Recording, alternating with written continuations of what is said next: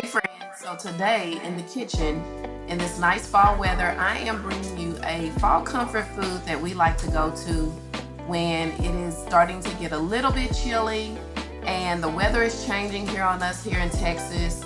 And this is kind of something I go to when I just want to have that comfort food, but it's not just super fattening, but it's just some things that we just like to go to when we're experiencing a little bit of fall weather. And here in the kitchen, I've started with cutting some russet potatoes. And this is kind of my on-the-fly routine for some soup. And I'm gonna make some beer bread to go with this soup, which it was my first time making that beer bread. So it really turned out really yummy. So here I'm just kind of chopping some yellow onions, and I chop my potatoes. And I'm putting the last bits of some olive oil in a pot. That pot right there is really special to me because that was my mom's pot. And if you know anything about these type of pots, they're called Magna-like pots. And the heat on these pots can be traveled really well around the whole entire pot. And I'm taking a little bit of Jimmy Dean's right here, just their regular breakfast sausage. And I'm gonna get that sauteed and going in this pot with this olive oil. I use this pot, like I said, because the heat transfer is really good inside of this pot. And it will do a really good process of browning the meat for me.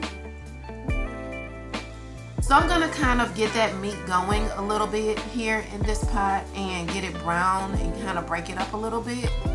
So as you notice, I'm grabbing the pot with a little towel because, like I said, the heat transfer is pretty amazing on these pots. That's the negative side to me, is that be very careful if you have one of these, just because you can burn yourself pretty badly, which I've done in the past. But as you can see, I've learned to grab it with a towel. And the really good positive thing about these type of pots is that this Magna-like pot will hold up to the test of time. This pot is actually probably about 40 years old. And that's a pretty old pot, but as you can see, it is still holding and still in excellent condition. So here I'm adding the onions that I've pre-chopped to the meat mixture, and I'm gonna kind of get that sauteed down really soft. So I'm all off my cutting board right here, and I'm gonna get that mixed up and started to brown a little bit. And as you can see, the meat is beginning to break down even more. And there I am again holding that pot with the towel because I've learned my lesson.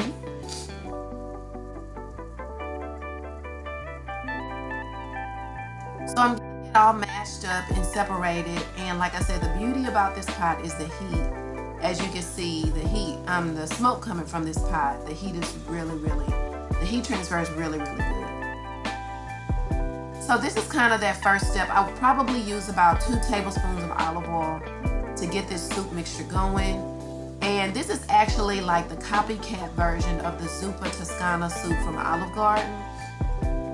I don't get to make this very often, but I do like to do this when the weather is taking a change where we live down here in Houston. And here I'm adding pink Himalayan salt to my mixture. And I will link this recipe down below for you so that you can see the exact measurements I'm using, guys. I use no measuring spoons or anything. I guess just coming from a family of cooks, I don't never measure anything. I'm just going by what I feel as though is working best for this soup. So these are actually some of my favorite seasonings. There I'm using a little Zatarain's. And these are some of my favorite seasonings that I kind of use just in my everyday cooking routine. I hate that I don't really measure, but it's just, you know, I've been cooking for so long that using measuring spoons and stuff like that is just really not something I grab for. But I do tend to use measuring spoons and cups and things of that nature when I am baking, just because you need to have those exact measurements and be able to, you know, add those things in the correct way so you're not messing up the process and having to start all the way over from the beginning So if you notice that that was getting very brown, I'm moving on to my beer bread. And I'm actually taking this recipe from a cookbook my husband purchased for me for Christmas last year.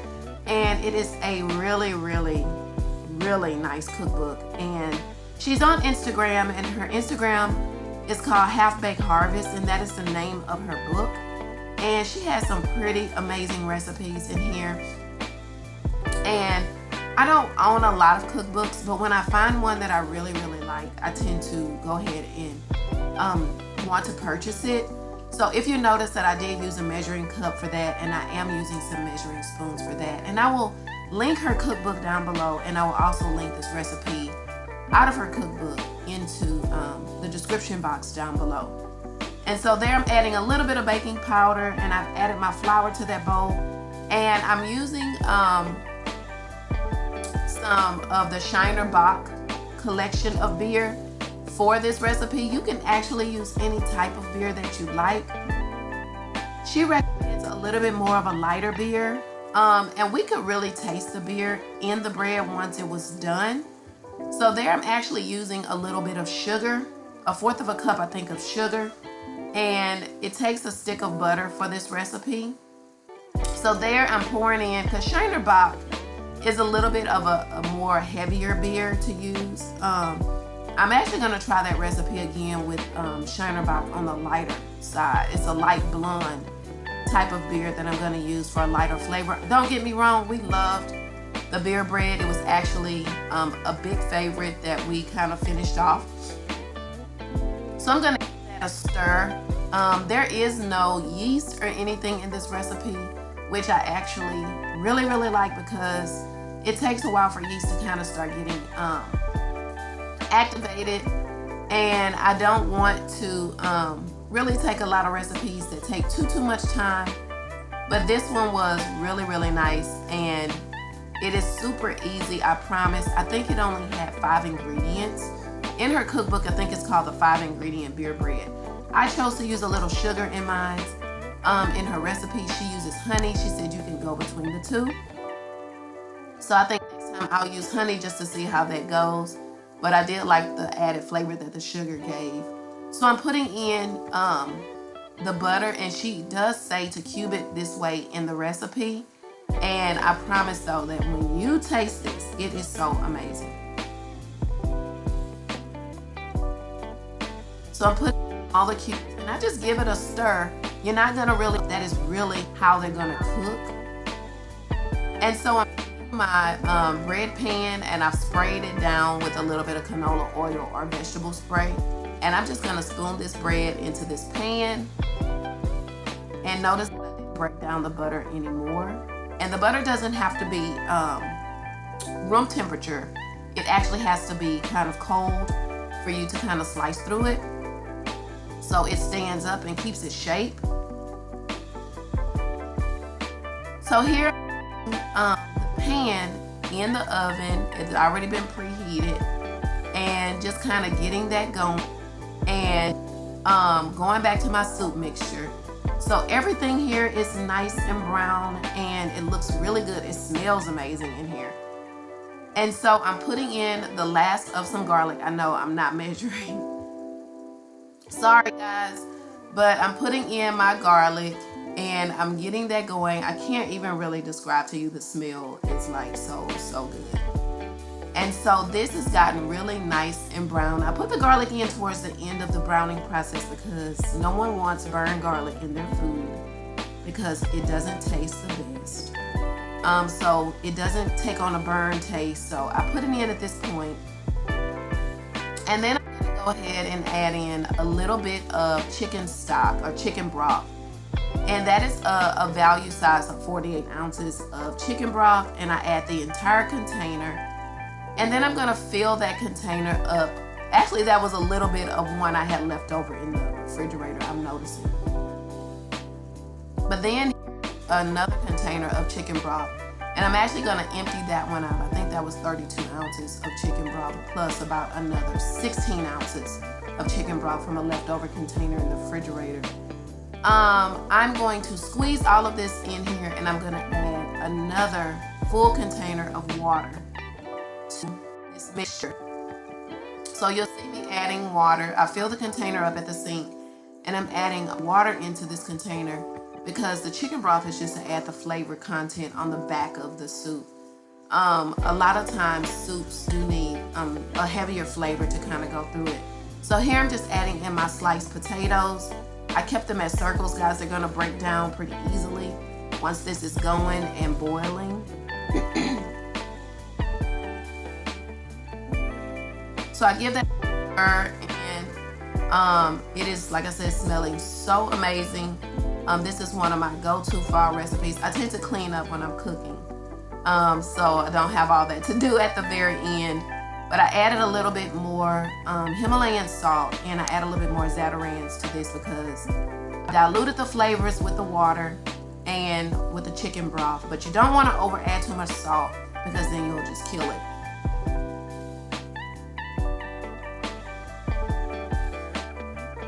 So then I add in a little bit of some leftover heavy cream, and I give that a stir. Y'all, this heavy cream is heaven. So I add that in, and I let this soup go for a little bit. I let this cook for a little bit. Now I'm over here chopping my fresh kale. It's been washed, and I chopped off the stems on the very end. And this is gonna be added into my soup. And it cooks a lot, so you can add a whole bunch of kale. So I tend to add the whole entire kale bunch into the soup, and it is so good. And so I give that a stir. And guys, this is gonna cook down so much, wither down to nothing.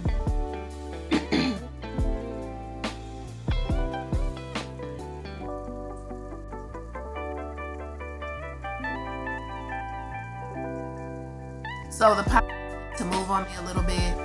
I'm not doing the right thing by touching that pot, but that's years of use.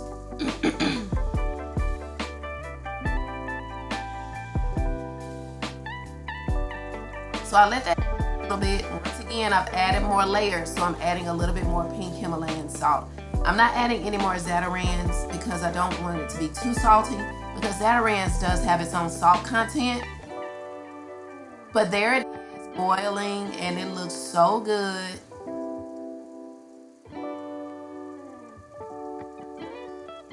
And I add a little bit more extra heavy cream.